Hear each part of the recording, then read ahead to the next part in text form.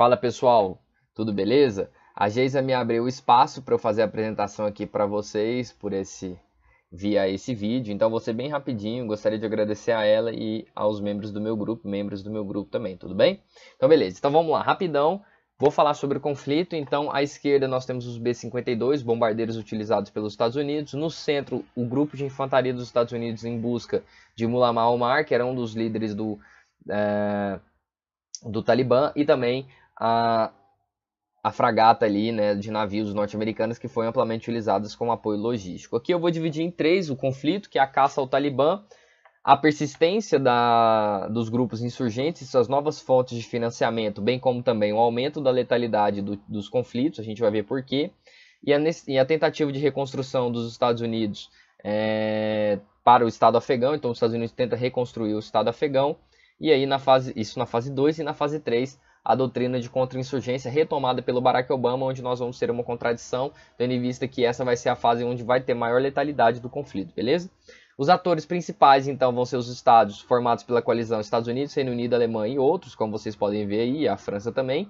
A criação da Força Internacional de Assistência para a Segurança, ISAF, estabelecida pela Resolução 386, depois do conflito de Tora Bora, né, foi um dos principais conflitos, em 20 de dezembro de 2001, que vai ser também essa força liderada pela OTAN em 2003, beleza?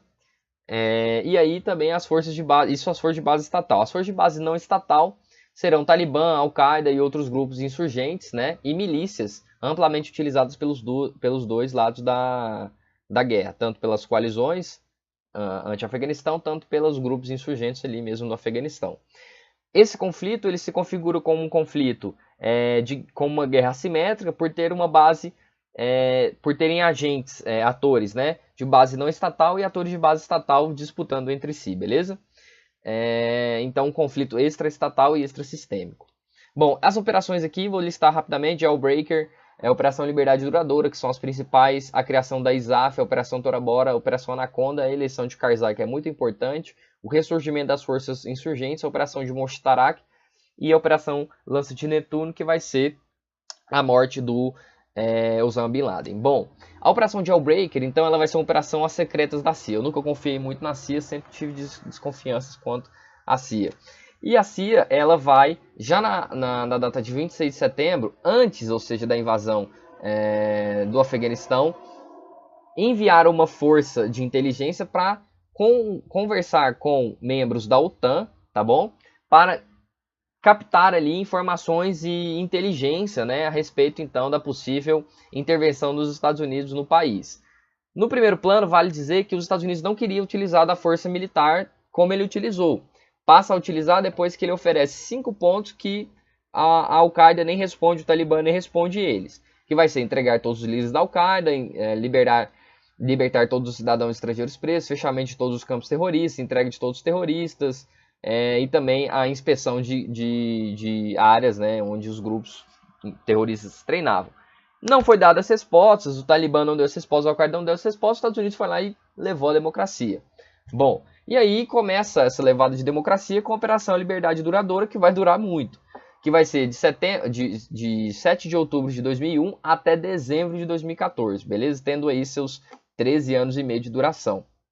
Foi localizado em 6 locais. Aqui eu não vou, na verdade vou dizer que rapidamente, foram 6 países, né? Foram países diferentes, porque o terrorismo ele age de maneira transnacional, então ele não obedece fronteiras, então ele tem alcance em vários países, né? Então essa operação vai ser uma contenção do War on Terror mesmo, da doutrina Bush, tá?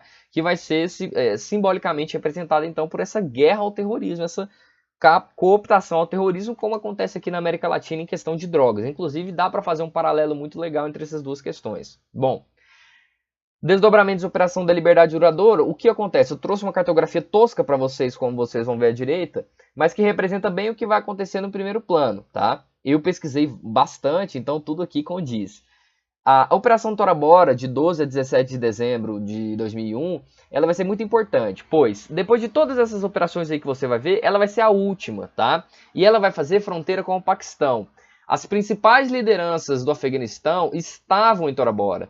E elas acabam, as principais lideranças do Afeganistão não, dos grupos insurgentes do Afeganistão, e elas fogem para o Paquistão. disse que dentro dessas estava o Omar, estava Osama Bin Laden, estavam várias outras lideranças do Talibã que fogem para o Paquistão, do Talibã e da Al-Qaeda, beleza? E ficam ali escondidos no Paquistão esperando a poeira baixar, mas a guerra continua como vocês estão vendo aí.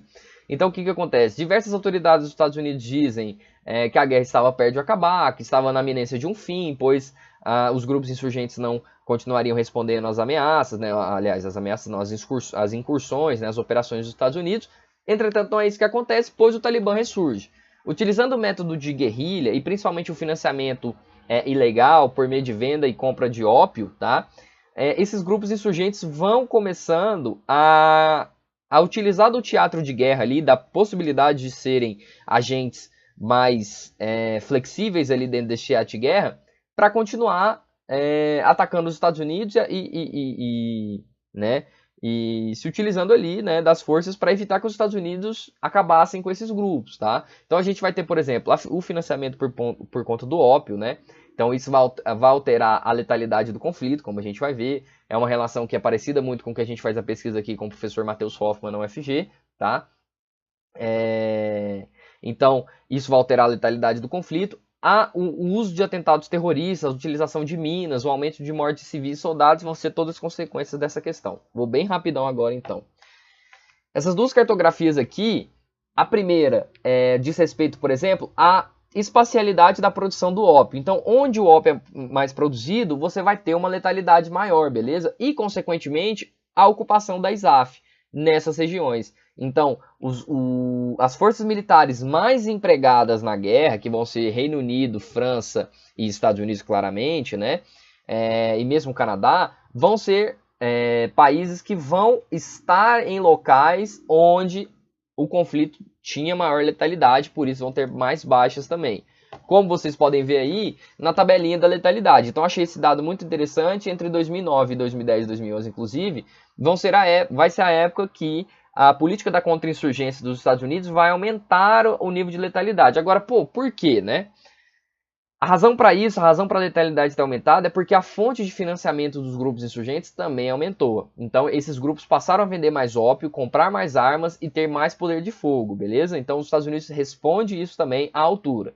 Inclusive, isso vai ser uma grande contradição na época, porque o Barack Obama estava perto de ganhar o Prêmio Nobel da Paz, se eu não me engano ele ganhou, mas já estava com os diálogos para a paz. Entretanto, ele viu, né, realisticamente que não era possível a retirada de tropas. Então se estabelece ali uma política bem realista dos Estados Unidos de garantir que esses grupos insurgentes fossem acabados. Então, inclusive, o Barack Obama fala que o mal existe e que o mal tem que ser combatido, né? E que o mundo não é composto só de pessoas boas.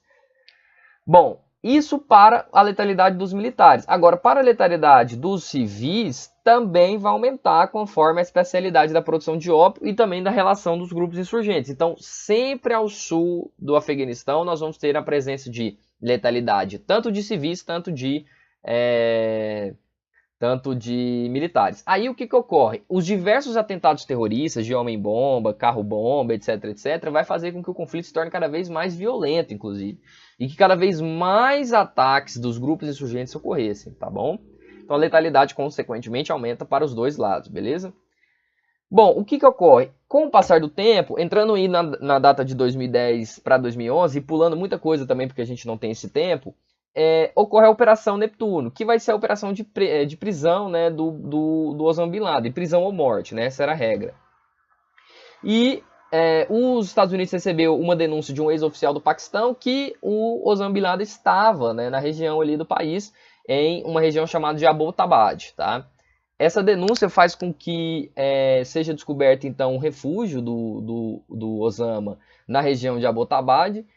E essa descoberta ali da região de Abbottabad, então, vai ser decisiva para a criação, então, da Operação Neptuno, que vai ser essa ação conjunta da CIA, né, com os Night Stalkers, né, que vão, juntamente com os Navy SEALs e tudo mais, que vão ser fundamentais para o fim da operação, que vai ser, então, a morte de Osama Bin Laden. Inclusive, existem várias teorias da conspiração acerca dessa operação. Bom, mas fato é que depois que o Osama Bin Laden morre, tá, e depois que acaba toda a tensão ali dessa região, entre aspas, porque a gente vai ver que é uma coisa que continua, principalmente com o Estado Islâmico que vai ocupar esse vácuo de liderança, começam-se os diálogos para a paz. Então, como a gente pode ver na tabela da letalidade do conflito, ele vai diminuir bastante, né? Então, começam-se os diálogos para a paz à medida que Osama Bin Laden, então, vai morrer em 2 de maio de 2011, tá bom? Pela madrugada ali, inclusive um helicóptero foi abatido, né, e tudo mais. Bom, mas era isso aí, então agradeço todo mundo aí, e a gente vai agora começar então a questão do início do diálogo para a paz, tá bom? Obrigado.